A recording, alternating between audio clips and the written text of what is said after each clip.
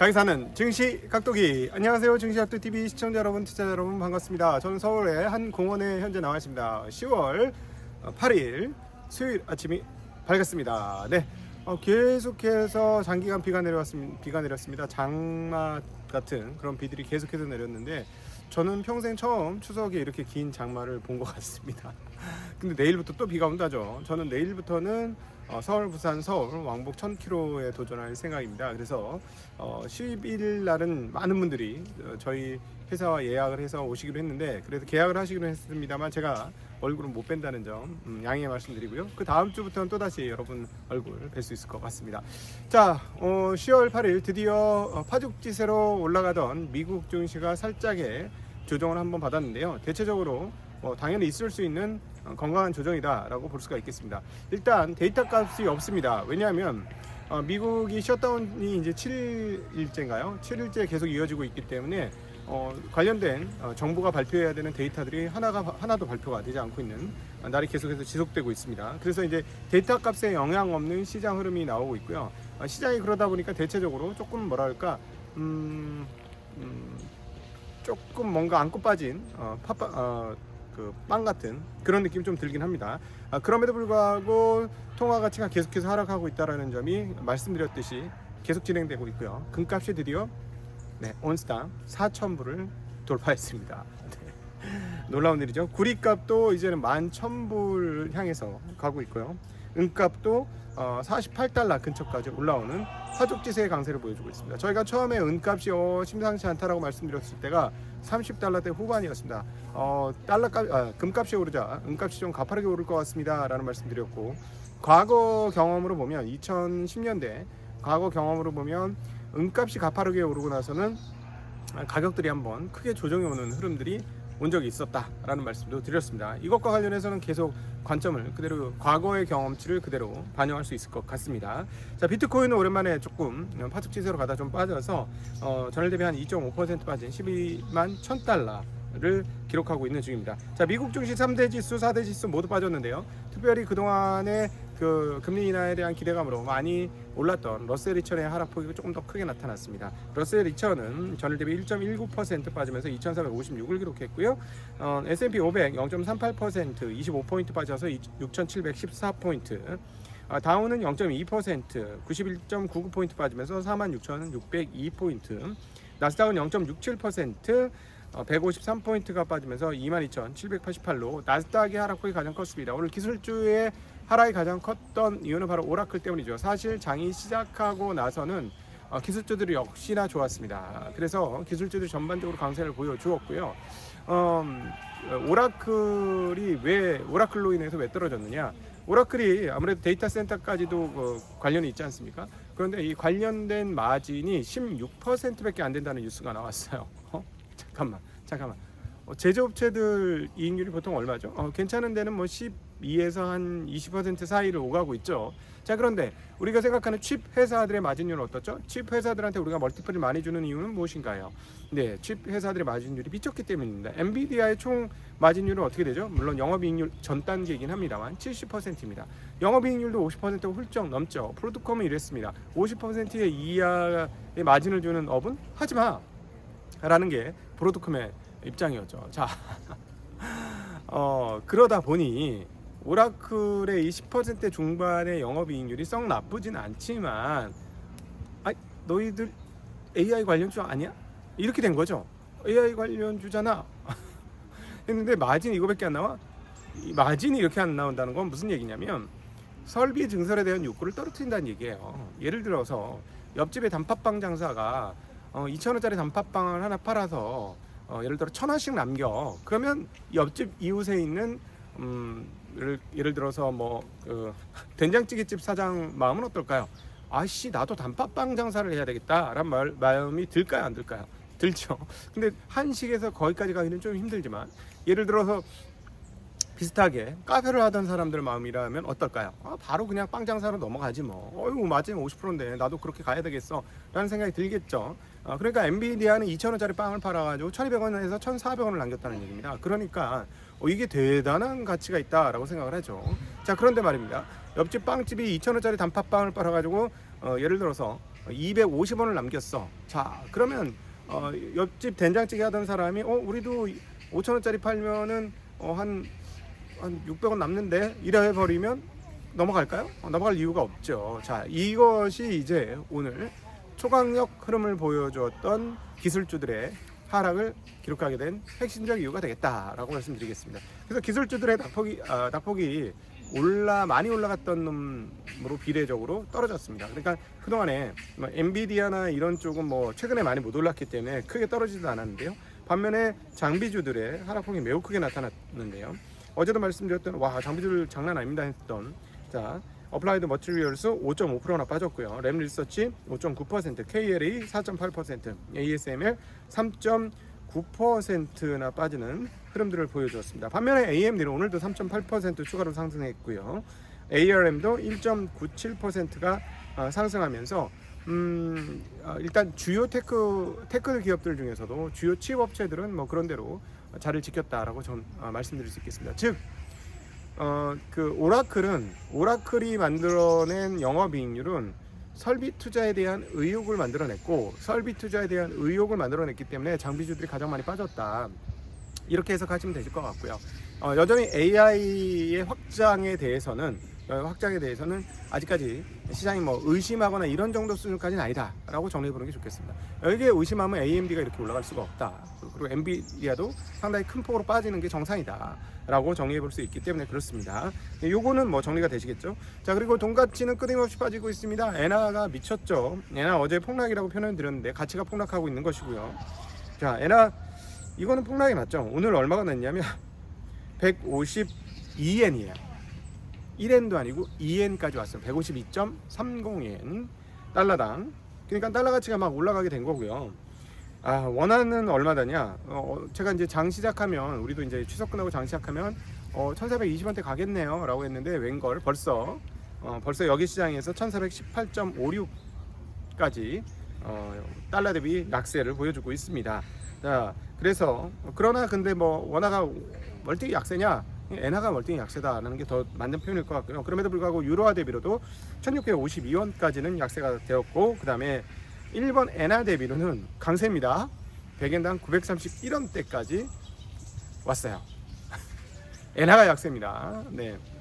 아무래도 이번에 신임 총리가 제2의 아베, 그러면서 이제 어떤 전망이 나오고 있느냐면, 일본에서는 원래 이번 10월 달에는 금리를 인상할 거로 생각했단 말이에요. 왜냐하면 지난번에 일본은행 우에다 가수도 그렇게 얘기했어요. 그리고 지난번 금리 결정에서 어떻게 됐다고? 7명은 동결, 2명은 인상을 지지를 했단 말이에요. 그렇기 때문에 이번에는 이렇게 일본같이 보수적인 나라에서 인상 반대 의견이 2명이나 나왔다는 건 다음을 위한 어떤 사전 정지 작업이다 라고 생각을 했던 거예요. 충분히 그럴 수 있죠. 근데 사나이 이씨가 이렇게 총리가 될 것으로 예상이 되고, 계속해서 확장적 재정 정책을 지지하는 분이 일본의 총리가 될 것으로 예상되는 이 시점에서 분위기가 어떻게 바뀌었냐면, 10월이 아니고 일본 은행의 금리 인상은 12월이 될 거야 라고 생각이 바뀐 거죠. 시장의 생각이 바뀌었습니다. 12월로 넘어갈 것이다. 자, 그렇게 되니까 어떻게 됐죠?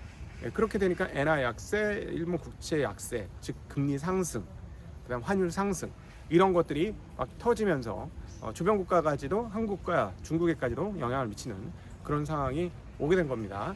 자, 이렇게 되면은 사실 기업들 입장에서는 어떻습니까? 이건 너무, 우리는 이렇게 환율이 급변동하는 건 조금 너무 불합리한 것 같습니다 라고 하는데, 사실상 한국이나 중국 기업들은 어떻게 되죠?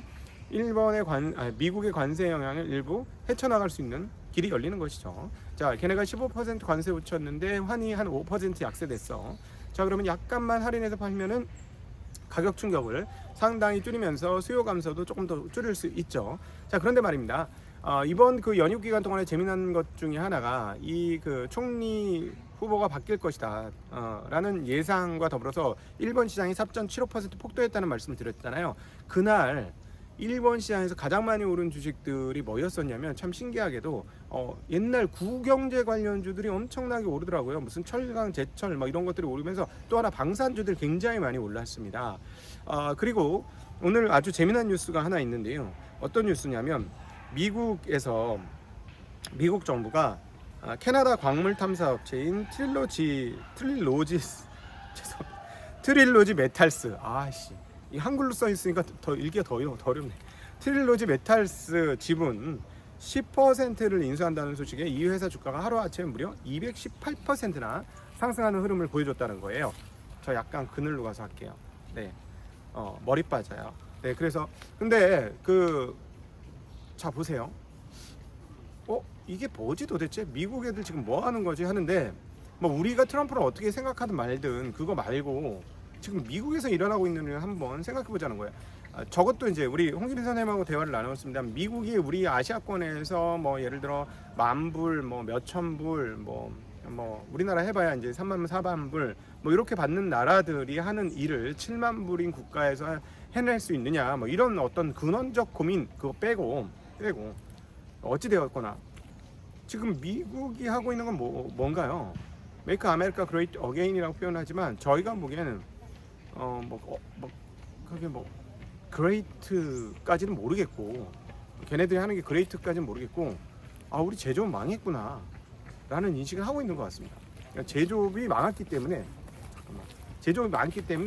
지금 얘네들이 이 제조업 부흥을 위해서 뭔가를 하고 있는 것 같다라는 생각이 많이 들고, 그 뒷단에 뭐가 있느냐, 두려움이 좀 깔려 있는 것 같습니다. 그러니까 지금 못 잡으면 우리가 중국에 큰일 난다라는 생각을 가지고 있는 것 같고요.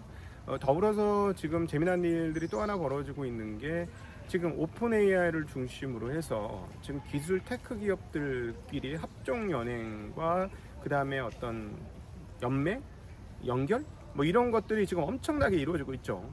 그리고 그런 것들이 예를 들면 옛날에는 독과점이나 이런 것들로 연결될 수 있었는데 그런 거 없이 지금 진행이 되고 있는데, 도대체 이 모든 과정들을 어떻게 읽어내야 할 것이냐 라고 할 때, 이제 휴일이니까 우리가 편하게 생각하자는 거예요. 휴일이니까 이 생각도 해보고 저 생각도 해보는 거니까.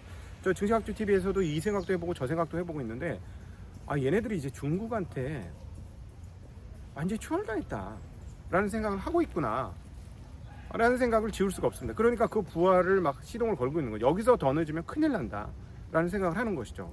자, 그렇다면 여기서 우리가 얻을 수 있는 팁은 무엇이냐면, 우리가 2000년부터 정확하게 대략 2010 한 5, 6, 7년까지 우리가 구가했던 중국 특수, 이제 중국 특수 끝났잖아. 중국은 이제 완전한 경쟁자가 됐고, 중국 제품의 품질 퀄리티가 굉장히 많이 올라왔습니다.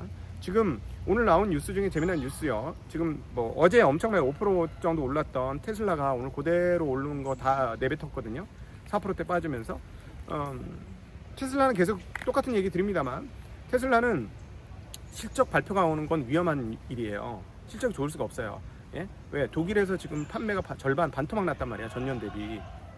유럽에서 물론 정책 이유도 있고 뭐도 있긴 하겠지만 반토막 났고, 이번 9월 달치 속보치가 나오는 것도 전년 대비로 빠져 있어요. 그러니까 유럽에서 판매가 줄고 있는데, 오늘 나온 뉴스 중에 하나가 중국의 비아디가 유럽 국가에서 판매 증가량이 어마무시하다. 영국일 거야. 영국인가? 지금 죄송해요. 제가 지금 머리가 안 좋아. 근데 엄청나게 늘어났다는 뉴스가 나는데, 그래서 이제 유럽의 그 나라에서 외국 차 중에, 특별히 전기차 중에서 판매 2위가 비아디고 1등이 테슬라다, 이런 뉴스가 나오고 있어요. 그런데 어제 테슬라가 주가가 빠진 이유는 뭐냐면은 39,990달러짜리 쉽게 얘기하면 소형 Y를 만들 것 같다라는 거예요. 저가형 모델이라는 거예요. 자, 생각해봐. 4만 달러야. 39,990달러면 4만 달러가 저가형 모델인가? 한국 돈으로 얼마야?